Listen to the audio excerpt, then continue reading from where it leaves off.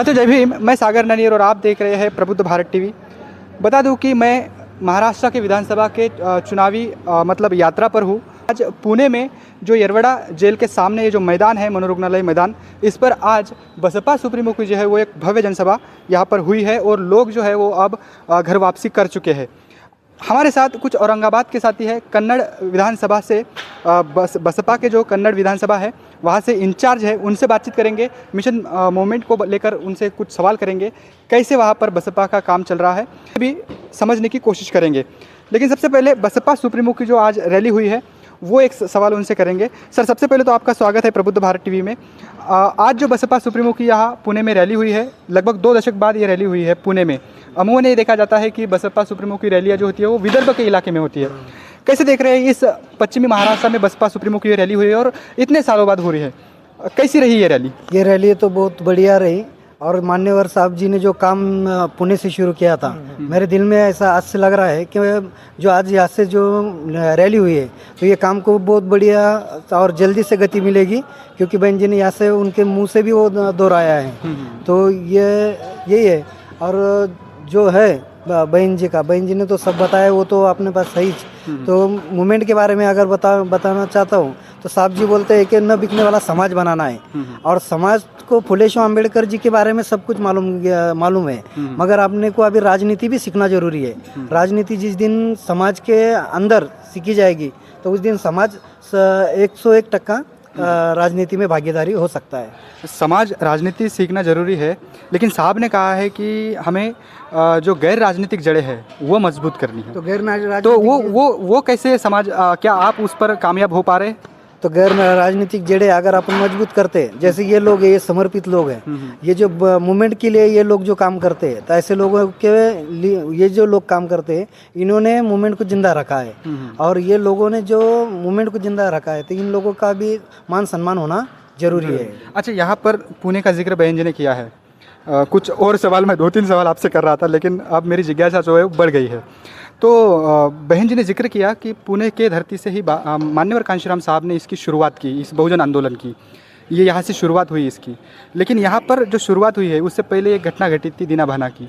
वो क्या किस्सा था, वो हमारे दर्शकों को बताइए। वो किस्सा जो है तो मैं जब पढ़ाई में आया तो वो किस्सा ऐसा है कि दीना भाना जी ने पुणे के अंदर जब मान्यवर कांशीराम जी इधर ये नौकरी के लिए आए थे, तो दीना भाना जी ने जो छुट्टी डॉक्टर बाबा साहब अम्बेडकर जी के जयंती के लिए जो छुट्टी चाहिए थी, तो वो छुट्टी नहीं मिल रही थी। यहाँ की जो जो काम पे थे वहाँ पे छुट्टी नहीं दी जा रही थी। तो छुट्टी तो ये दीना भाना जो है तो एक मैं जो उनकी जाति का भी उजागर करता हूँ, क्योंकि वो भंगी समाज से थे, और यहाँ के जो लोग हैं पुणे के लोग, ये छुट्टी के लिए कुछ भी नहीं करने के लिए तैयार नहीं थे। मगर दीना भाना जी ने ये किया कि ये छुट्टी जरूरी है, अगर छुट्टी नहीं मिलती है तो मेरी नौकरी भी गई तो भी चलेगी, मगर मैं इसके लिए संघर्ष करूंगा। और वो संघर्ष मान्यवर कांशीराम जी ने देखा। कांशीराम जी ने वो उनके जो छुट्टी के लिए उनको 500 रुपये कुछ तो भी दिए बोले वो टाइम के, और मूवमेंट ये छुट्टी कोर्ट में जाके छुट्टी डॉक्टर बाबा साहब अम्बेडकर जयंती के लिए छुट्टी दिया, और तभी से फिर ये जो आंदोलन है उसकी शुरुआत मान्यवर कांशीराम साहब ने खुद को बीज बनाकर जमीन में खुद को बोआ, और वो आज इतने बड़े स्वरूप में इसका एक बहुत बड़े वटवृक्ष के रूप में आप देख रहे हैं।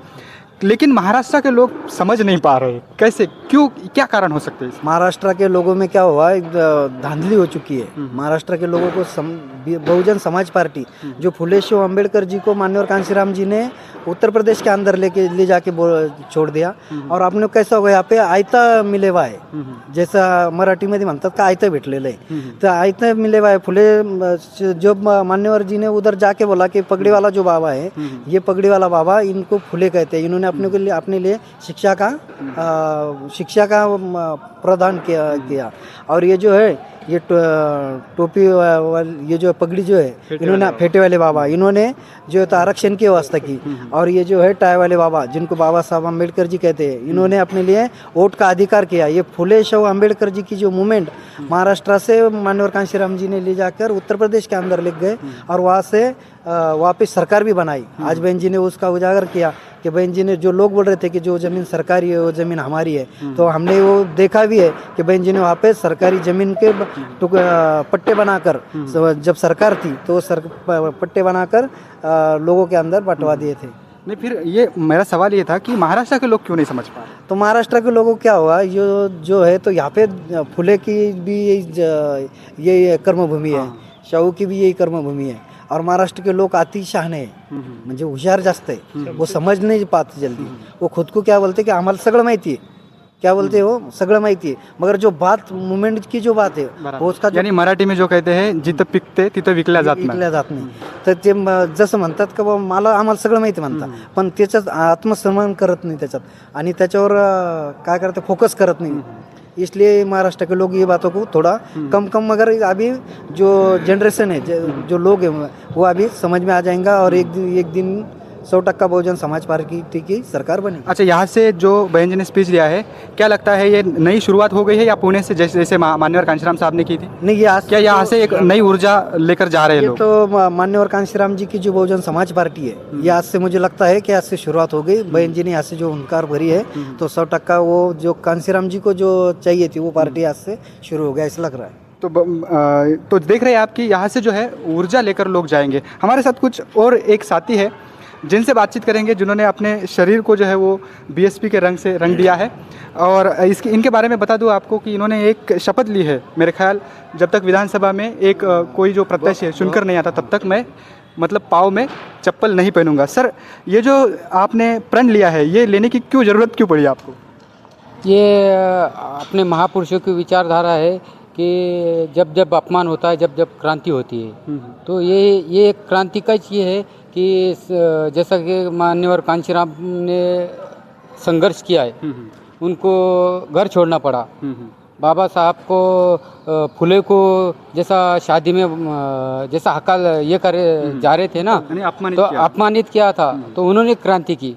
यानी जब जब अपमान होता है तब तब क्रांति होती है. तो मेरे पिताजी के साथ मैं रैलियों में जाता था मान्यवर कांशीराम साहब के, तो मैंने भी उनके त्यागों से प्रेरित होकर मैंने भी संकल्प लिया था कि बहुजन समाज पार्टी का विधायक विधान भवन पर हत्ती जब तक चुनकर नहीं जाएगा मैं चप्पल नहीं पहनूंगा. आज तकरीबन मुझे 20 से 22 साल हो गए हैं. मैं हर बहन जी के सभा में रैलियों में पेंट लगाकर जाता हूँ, और समाज को भी एक आकर्षण रहता है. जैसा मूवमेंट का एक राजनीतिक दल है और एक सामाजिक है, तो मैं बहुजन समाज पार्टी का एक मूवमेंट का छोटा सा हिस्सा हूँ. और बहुजन समाज पार्टी बढ़ाने के लिए मैं छोटा सा एक ज़रिया हूँ, और मुझे अभिमान है कि मैं बहन कुमारी मायावती जी के और माननीय आकाश आनंद जी के नेतृत्व में पार्टी बढ़ाने का कार्य करता हूँ. आपने ये जो रंगाई पुताई की है अपने शरीर को, ये मतलब हर रैली में आप जाते हो तो ऐसे ही करते हैं? हाँ सर जी, मैं हर रैली में जहाँ पर भी होती है, देश में कहीं पर भी रैलियाँ होती है तो मैं वहाँ पर जाता हूँ. यानी अदर स्टेट में होती है वहाँ पर भी जाते हैं? वहाँ पर भी जाता हूँ. तो कैसे लोग कैसे देखते हैं आपकी ओर? लोगों का कुछ का अच्छा ये रहता है और कुछ का ये रहता है, पर कैसा है, हम संघर्ष के आदी है, हम अम्बेडकरवादी है. जब जब अपमान होगा जब तभी क्रांति होगी ना. अच्छा, कुछ और भी अम्बेडकराइट फोर्सेस महाराष्ट्र में हैं करके ये जो मान्यवर कांशीराम साहब है वो मतलब उत्तर प्रदेश में चले गए. उनको ये महसूस हुआ कि यहाँ के लोग नहीं समझ पा रहे, और आज भी वही स्थिति है. क्या मतलब कब समझेंगे इस बात को? मान्यवर कांशीराम साहब ने कहा था कि महाराष्ट्र ये रेल का आखिरी डिब्बा है और इसको सुधरने को बहुत टाइम लगेगा. जिस दिन ये महाराष्ट्र का डिब्बा हरी झंडी बता देगा तो हम महाराष्ट्र के विधान भवन पर ही नहीं तो दिल्ली के संसद भवन पर भी हाथी झंडा लहराएंगे. अच्छा, ये जो बहन जी की आज सभा हुई है, कैसे देख रहे हैं आप इस सभा को? पुणे से हुई है लगभग 2 दशक बाद. हमें इस सभा से हमें ऊर्जा मिली है और नौजवानों में एक प्रेरणा मिली है, और हमारे नौजवानों के माननीय आकाश आनंद ने इन्होंने भी जो हुंकार भरी है इससे नौजवानों में है ना, तो एक उत्साह जागृत हुआ है. तो आपका नाम आपने नहीं बताया, आपका नाम हमारे दर्शकों को बताइए. मेरा नाम सुनील पटेकर, औरंगाबाद महाराष्ट्र से हूँ.